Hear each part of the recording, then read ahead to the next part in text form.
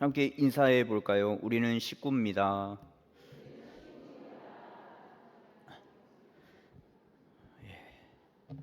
2006년에 개봉한 영화 중에서 비열한 거리라는 영화가 있습니다. 뭐 보신 분들도 계시겠지만 그 영화의 한 장면을 제가 영상으로 이렇게 잘라놨는데 보다 보니까 못 틀어드리겠더라고요. 이게 이제 비열한 거리 제목만 봐도 좀 그 느와르 쪽이거든요. 그냥 건달들이 이렇게 싸움하는 영화인데 그게 그래서 못 보여드릴 것 같아서 제가 그 장면을 이렇게 연기 아닌 연기로 이렇게 말씀을 드릴게요. 이 회식을 하면서 주인공인 조인성 씨가 이런 대사를 하는 장면이 나옵니다. 식구가 뭐요? 진짜로 이렇게 했어요. 식구가 뭐요? 식구란 같이 밥 먹는 이꾼역이요. 이꾼역 하나, 둘, 셋, 넷, 다섯, 여섯, 그리고 나까지 일곱.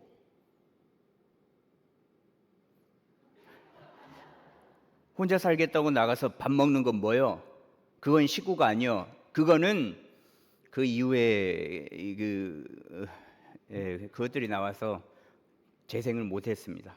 여튼 이런 장면이 나오는데 이 식구라는 것은 먹을 식과 이구자를 써서 함께 밥을 먹는 그 모임, 뭐 공동체라는 의미가 있고요. 또 다른 의미로 한 조직에 속하여서 함께 일하는 사람들이라는 의미가 있거든요. 이 영화에서 식구의 의미는 그냥 한솥밥을 먹는다라는 의미도 있겠지만 살 때 같이 살고 죽을 때도 같이 죽는 우리는 동일하게 모두가 다 하나다라고 이야기를 하는 겁니다. 그래서 배신은 없다라고 이야기를 하죠. 그래서 영화에서 나오는 이들은 건달은 의리에 죽고 의리에 사는 사람들이라고 이야기를 하잖아요. 그래서 이 공동체는 의리로 살아간다라는 것을 말하고 있습니다. 그래서 의리가 있으면 그냥 다 같이 먹는 거고 다 같이 굶는 거고 함께 살아간다. 식구가 그 의리가 없으면 식구가 아니다라고 이야기를 하죠. 이 건달들이 이야기하는 이 영화에서 말하는 이들이 말하는 의리가 보통 생각하기에 일반적인 의리거든요. 한솥밥을 먹는 거, 또 함께 살고 함께 죽고 함께 하는 것이 식구다라고 생각들을 하잖아요. 그러면 예수님을 믿는 자들의 의리가 뭘까? 오늘 본문에서 말씀하시는 예수님께서 말씀하시는 이 의리는 오늘 본문 말씀에서 그 뜻을 알 수 있는데 예수님께서 부활하신 이후에 제자들에게 오셔서 말씀하시기를 12절에 보시면 와서 조반을 먹으라라고 말씀을 하시거든요. 물론 세 번째로 제자들에게 나타나서 이야기를 하시는 것이지만 거의 정확하게 이야기한 첫 마디라고 봐도 무방합니다. 제자들에게 오셔서 처음 한 이야기가 와서 조반을 먹으라, 와서 아침밥 먹자라는 거였거든요. 그런데 제가 예수님이었으면 그런 이야기를 하지 않았을 겁니다. 예수님은 십자가 사역을 위해 이 땅에 오시지 않았습니까? 함께 사역할 12명의 제자를 세웠고 그 12제자들과 3년 혹은 3년 반이라는 그 공생의 기간 동안 동고동락하면서 함께 살아갔잖아요. 먹는 것도 함께 먹고 자는 것도 함께 자고 함께 씻고 그 모든 것을 같이 했습니다. 그 시간 동안에 한 제자가 자신을 팔 것을 알고 계셨고 가장 가까이 지내는 자들 중에서 그 돈꾀를 맡길 정도의 그 제자가 나를 팔 거다라는 것을 알고 계시고 실제로 가룟 유다가 예수님을 팔게 됐죠. 제자들 중에 자신을 팔 것이다라는 말을 했을 때 다른 제자들은 펄쩍 뛰면서 저는 아닙니다. 저는 아니죠. 저는 팔 사람이 아니에요. 당신은 팔지 않을 거예요. 그리고 함께 죽을 겁니다. 라고 이야기를 하거든요. 그런 제자들이 어떻게 변합니까? 예수님이 잡히고 나니까 순식간에 뿔뿔이 흩어지면서 도망을 가잖아요.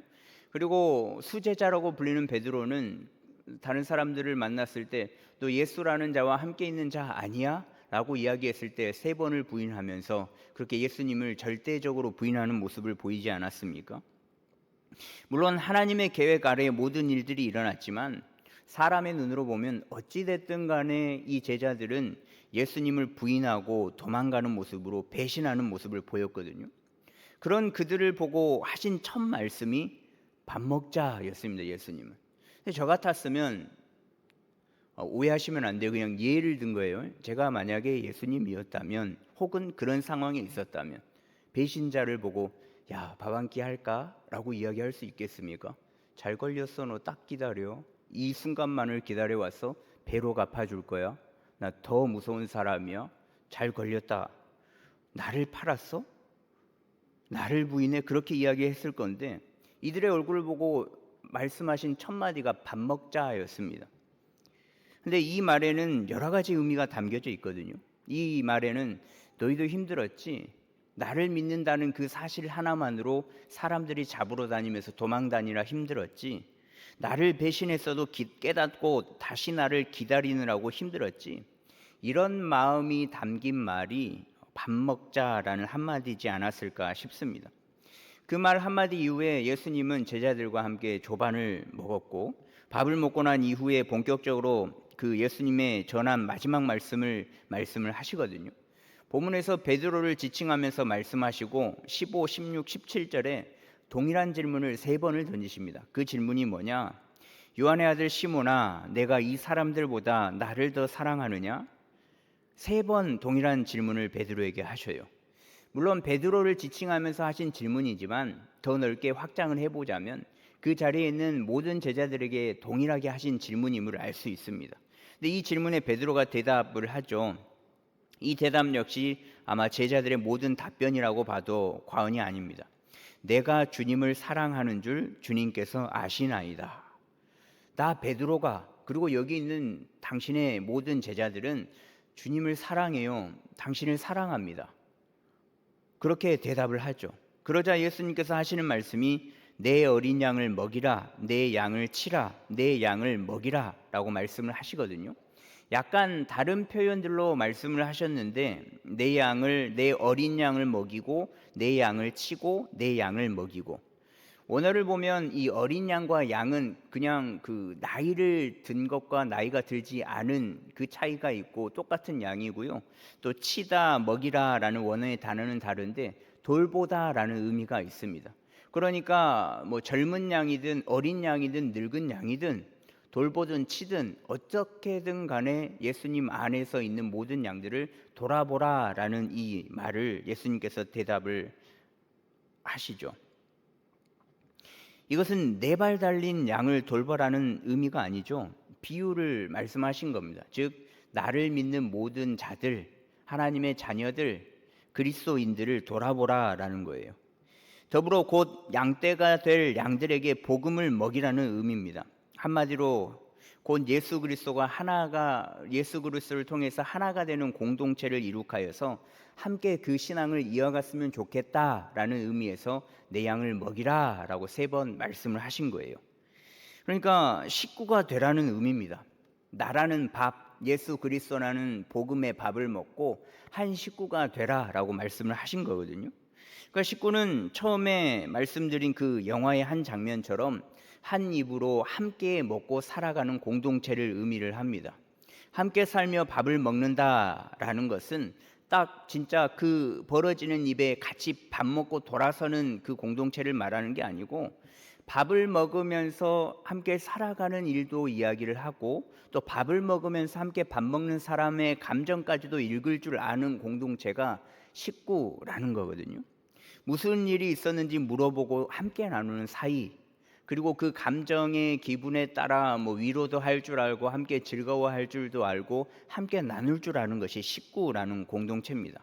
딱 내 것, 네 것, 너는 이것만 먹고 나는 저것만 먹고 이렇게 나누는 게 식구라는 공동체가 아니라 함께하는 공동체가 식구라는 거예요.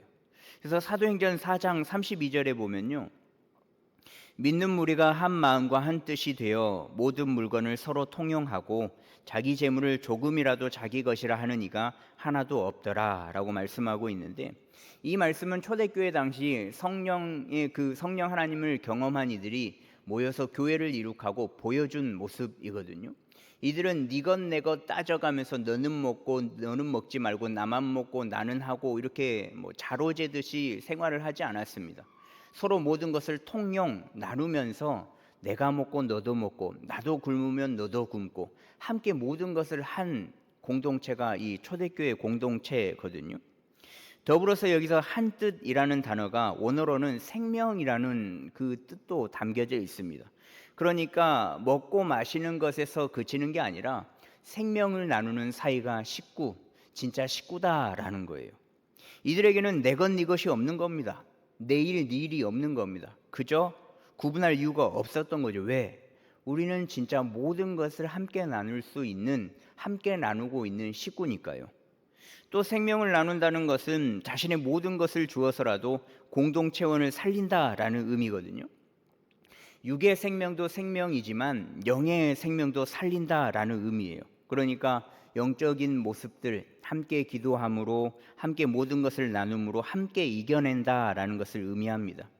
그런 존재가 식구, 육신의 배부름만을 챙겨주고 함께 먹고 마시면서 끝나는 것이 아니라 예수님께서 말씀하시는 식구는 육적인 것도 함께 나누고 함께 하지만 영적인 부분까지도 함께 함으로 나아가는 그 공동체가 식구다라는 거예요.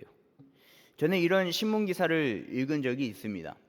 제주도에 이 동네를 만들어서 공동체를 이룩하고 살아가는 곳이 있었어요.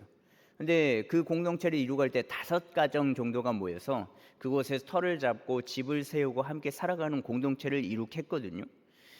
친하다고 생각을 해도 같이 살면 불편하지 않겠습니까? 여러분들 한 입을 덮고 사시는 분들 안 불편하세요? 안 친하면 안 불편하겠죠. 친한데 그 부부 사이에도 가끔은 불편할 때가 있어요.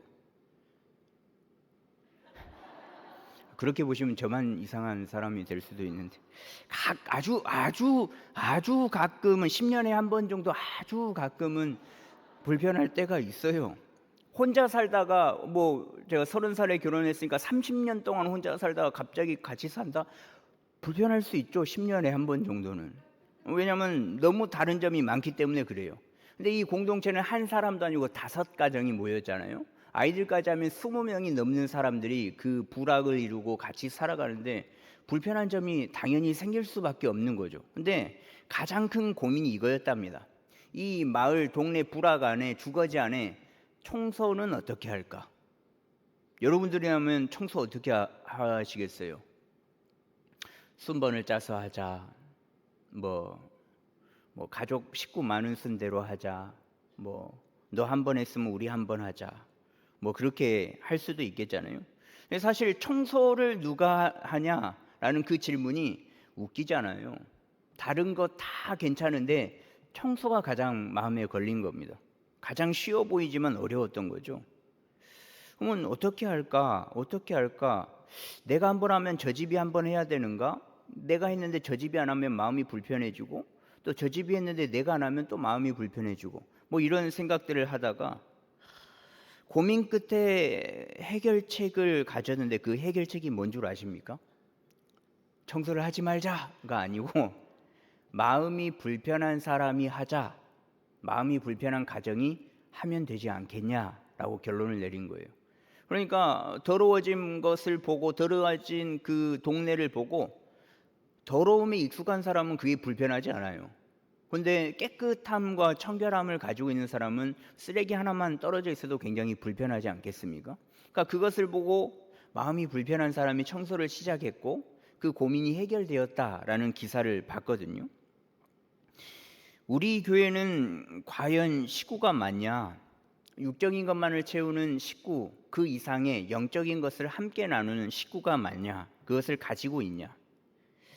전에 제 생각에 건강한 교회는 교회가 말이 없는 교회가 건강한 교회라고 생각을 했습니다. 이 말이 없다라는 것은 불만을 표출하지 않는 교회, 불만이 이렇게 가득 차 있어도 그것을 표현하지 않는 교회, 그 어느 누가 이야기를 하지 않아도 굴러가는 교회가 저는 건강한 교회라고 생각을 했거든요. 근데 곰곰이 생각을 해보고 시간이 흐른 지금에 이르러서는 그 생각이 아예 반대로 바뀌었습니다. 건강한 교회란 말이 있는 교회지 않을까라고 생각을 바꿨어요. 왜냐하면 교회는 사람들이 모이는 곳이잖아요. 사람들이 모이면 말을 할 수밖에 없고 말이 나올 수밖에 없습니다. 지난주에 설교 때도 말씀드렸지만 하나님은 인간을 창조하실 때 공장에서 인형을 찍든 장난감을 찍든 똑같은 존재로 찍어낸 게 아니라 각자의 개성대로 하나님께서 다른 존재로 창조해 주셨다라고 말씀드렸잖아요. 금호교회가 보통 한 주간에 한 600명 정도의 성도분들이 나와서 예배를 하는데 600명이 다 똑같은 존재겠습니까? 다 다르단 말이죠. 그 600명이 모였으면 600개의 생각을 가지고 있고 한마디씩 하면 600마디가 되는 겁니다. 여러 가지의 생각이 있는데 그 생각을 하나로 만들고 말을 하지 않는 교회로 만드는 게 과연 건강한 교회일까라는 생각이 드는 거죠. 그래서 교회에 말이 많은 거는 이게 하나님의 섭리구나라는 것을 깨달았을 때 교회에 말이 많은 것은 어쩔 수 없구나.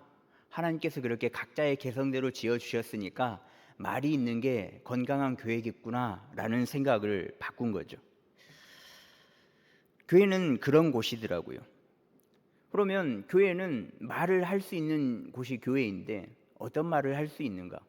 힘들면 힘들다라고 말을 할 수 있는 곳이 교회여야만 하더라고요. 신앙적으로 어렵고 힘들 때 나 힘들어, 요즘 하나님 생각이 잘 안 나고 다른 것에 마음을 빼앗겼어 라고 이야기할 수 있는 데가 교회이어만 한다라는 거예요.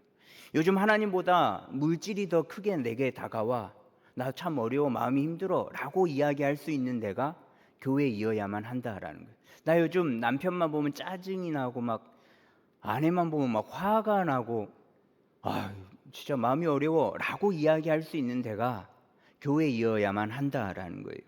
왜냐하면 교회는 그런 마음의 힘듦과 어려움을 이야기할 수 있는 곳이기 때문에 그런 겁니다. 어려움과 힘듦을 나눌 수 없는 곳이 교회라면 육적인 것을 채우는 식구가 될 수는 있겠지만 영적인 것을 함께 나누면서 함께 울어주고 함께 웃어주고 함께 기도할 수 있는 영적인 공동체는 될 수가 없다라는 거예요. 밥은 함께 먹고 간식도 먹고 맛있는 것을 함께 먹는 그 육적인 것만을 채우는 식구는 될 수 있겠지만 예수 그리스도라는 밥을 함께 먹으면서 영적인 부분을 나누고 고민하고 기도해 줄 수 있는 그 영적인 공동체는 될 수가 없다라는 겁니다. 이런 곳이 과연 교회이겠습니까? 나의 힘듦과 아픔을 이야기할 수 없는 곳, 그런 곳이 과연 공동체 식구다라고 이야기할 수 있는 곳이겠습니까? 지난주에 제가 구역장님들을 만날 수 있는 기회가 있어서 구역장님들을 만났는데요.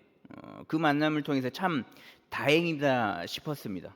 구역장님이 저랑 이야기를 하면서 굉장히 쭈뼛거리더라고요. 제가 불편한 존재라서 그래요. 이게 만났는데 굉장히 막 눈을 못 마주치시고 이야기하시는 분들이 많았는데 그러면서 쭈뼛거리면서 말씀하시는 게 뭐냐면 목사님 이거는 비밀인데요. 목사님 이거는 말하면 안 되는데요. 목사님 이거는 다른 사람한테 이야기해서는 안 되는데요 라고 이야기하면서 제게 모든 비밀을 다 말씀해 주셨습니다. 왜 말씀을 해주셨냐면 기도해 달라고요. 근데 그때 이런 마음이 들더라고요. 와, 나만 빼고 다 알고 있었네? 나 진짜 서운하네? 나 그래도 올해 5년 차인데 진짜 서운하네? 라는 마음이 들지 않았어요. 오해하시지 마세요. 들지 않았어요. 그 마음과 반대로 목회자인 나는 모르지만 구역장님은 알고 있어서 참 다행이다라는 마음이 들었습니다. 좀 전에 말씀드렸듯이 영적인 공동체라고 하면 어려움과 힘듦을 이야기할 수 있고 나눌 수 있는 것이 공동체다라고 이야기를 했잖아요. 어려움을 이야기하고 나누는 것이 참 식구니까 구역장님이 알고 있다라는 것은 구역원이 구역장님을 진짜 식구로 생각을 하고 있다라는 거잖아요. 그래서 참 다행이다라는 마음이 들었습니다. 사람인지라 이 모든 구역원들 이렇게 교우분들 목회자들한테 한꺼번에 알려주면 좋겠지만 사람인지라 관심을 한꺼번에 받잖아요. 굉장히 부끄럽거든요. 그러니까 구역원들은 조금 늦게 알아도 구역장님에게 이야기를 했다는 것은 구역장을 진짜 식구로 여기고 있는 것이지 않을까라는 생각이 들었어요. 나 요즘 이런 부분에 어려움이 있어. 나 이런 부분에 힘듦이 있어. 나 혼자 감당이 안 되는데 구역장인 당신은 나를 위해서 이 짐을 함께 들어줄 수 있지 않을까? 그런 마음에서 구역장님에게 이야기를 하시지 않았을까? 근데 이런 모습이 진짜 식구의 모습이다라는 거예요. 목회자인 저에게는 말 못할 수 있습니다. 왜요? 저는 처음 보잖아요. 올해 이제 저희가 지역별로 이렇게 교구를 맡다가 이제 세로로 맡다가 가로로 맡으면서 여기 이렇게 따로 맡게 되었잖아요. 그래서 저도 중마교구를 해보지 못해서 중마교구 구역은 처음 뵈는 분들이었습니다. 근데 그분들이 처음 만났는데, 목사님, 나 이거 어려워요. 나 진짜 힘들어요. 라고 자신 있게 이야기할 수 있는 분은 없을 거예요, 아마. 왜냐하면 친밀감이 형성되지 않은 분들이 갑자기 와서 힘듦을 이야기할 수 있는 분은 진짜 없으실 겁니다. 결코 쉬운 일이 아니거든요. 본인의 힘듦과 어려움을 알지 못하는 사람에게, 마음을 나누지 못한 사람에게 말한다는 것은 굉장히 어려운 일이라는 거죠. 근데 반대로 구역장님들은 짧으면 수년, 길면 뭐 10년 이상, 20년, 30년 그렇게 함께 해온 사람들이잖아요. 그런 그들을 믿을 수 있으니까 어려움을 토로할 수 있고 함께 나눌 수 있는 겁니다. 그 이야기를 들은 구역장님이 함께 기도해 주길 원하는 마음으로, 이건 비밀인데, 이건 말해서는 안 되는데 라고 운을 띄우시지만, 그것을 나눔으로 또 목회자들도 함께 기도할 수 있다라는 거죠. 함께 그 짐을 들어줄 수 있게 되는 겁니다. 이게 오늘 말하는 식구, 진짜 공동체의 모습이라고 볼 수 있지 않겠습니까? 양을 치되, 양떼를 치되 그들의 생명, 곧 육적인 생명, 그 육적인 생명을 돌아보는 것 더하기, 더 나아가서 영적인 생명까지도 함께 세워 나아가는 것, 그 모습이 진짜 참 모습의 식구라는 공동체의 모습이지 않나 싶습니다. 이런 모습이 구역에서 더 발전하여서 우리 금호교회가 그 모습을 정확히 나타내면 좋겠습니다. 육적인 것은 이미 너무나도 잘하고 계시잖아요. 구제도 하시고 장학도 하시고, 그래서 많은 부분들을 어려움과 힘듦과 또 그런 부분들의 어려움이 있는 분들은 이미 나누는 그런 모습을 보이면서 육적인 것은 함께 잘 나누는 교회는 이미 되었고요. 이제는 물론 지금도 잘하고 있지만 앞으로는 더 힘들고 어려운 부분까지, 또 말할 수 없는 어려움과 그 영적인 부분까지 함께 나누고 함께 이겨내는 진짜 공동체가 이곳 금호교회가 되었으면 좋겠습니다. 근데 이런 일들이 또 있잖아요. 참 이렇게 설교를 마무리하면 아름다울 텐데, 교회니까요. 교회 누구에게 말했더니 다음날 다 알아버렸네. 야, 소문이 파다하네. 상처를 받았네. 교회를 옮겨야 되겠네. 그럴 때가 있어요. 그럴 때가 있는데 소문이 퍼질 것을 무서워하면 제 생각에는 차라리 이야기를 하지 마십시오. 세상에 비밀은 없는 겁니다. 소문이 퍼져서 기분이 나쁘다, 소문이 퍼져서 마음이 어렵다, 소문이 퍼져서 교회를 옮겨야 되겠다, 그런 마음이 들면은 자신의 마음을 깊이 한번 들여다 보셔야 돼요.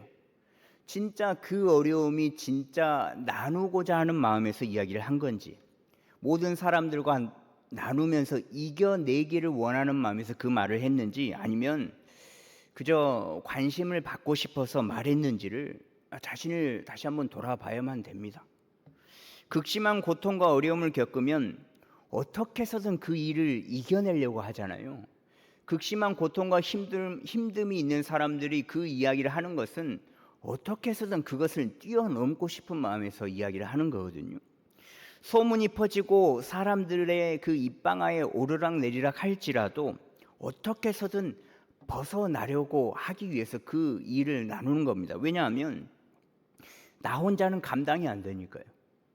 나 혼자 끙끙대고 알아눕고 혼자 기도하고 이겨내면 괜찮고 좋은데, 혼자 할 수 없으니까 그것을 나누는 거란 말이죠. 그리고 감당이 안 되는 일은 듣는 사람들이 뒤에서 입방아에 올리지도 않습니다. 그러니까 진짜 힘든 일은 듣는 사람조차도 다른 사람에게 이야기를 전하지 않아요. 왜? 얼마나 힘들까?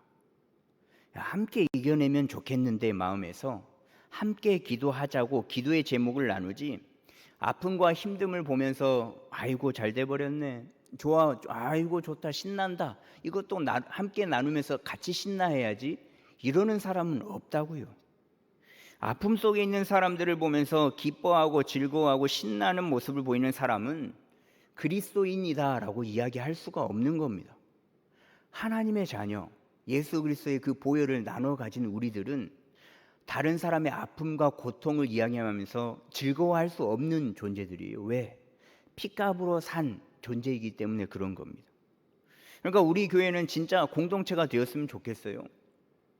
물론 지금도 잘하고 계신데 더 성숙한 공동체가 되었으면 좋겠어요. 힘든과 어려움이 있으면 알려주십시오.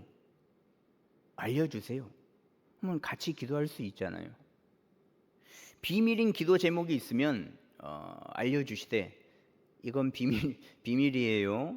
다른 사람에게 알려주면 안 돼요. 목사님만 알고 계세요. 그러면 진짜 저만 알고 있을게요. 다른 목사님들도 마찬가지예요. 목회자들은 어떤 그 비밀이에요라고 하면 진짜 비밀이라고 생각을 하고 타인에게 누설하지 않습니다. 비밀 보장 하는 분들이 목회자들이니까 언제든 이야기를 해 주십시오. 그러면 함께 기도하고 그 짐을 조금이라도 더 덜어드릴 수가 있습니다. 육적인 것도 영적인 것도 생명을 함께 나누면서 함께 이겨내는 우리의 교회가 되었으면 좋겠습니다. 그리고 우리의 구역이 되었으면 좋겠고요. 우리의 가정이 되었으면 좋겠습니다. 그것을 실현하기 위해서는 내가 먼저 그것을 이겨내는 자가 되어야 하고, 혹 내가 이것을 감당하지 못하겠다라고 하면 가장 가까운 분들 계시잖아요. 안 계실 수도 있겠지만 그 가까운 분에게 함께 나누면서 고통과 아픔 중에도 함께함으로, 또 함께 기도함으로 모든 부분들을 뛰어넘고 이겨내는 저와 여러분들이 되었으면 좋겠습니다. 그렇게 하나님의 이름을 의지하고 예수 그리스도의 그 보혈을 함께 나누어 새로운 생명을 가진 우리들은 그 주님으로 모든 것을 이겨낼 수 있다라는 그 믿음으로 일평생을 살아내는 저와 여러분들이 되기를 간절히 소망합니다.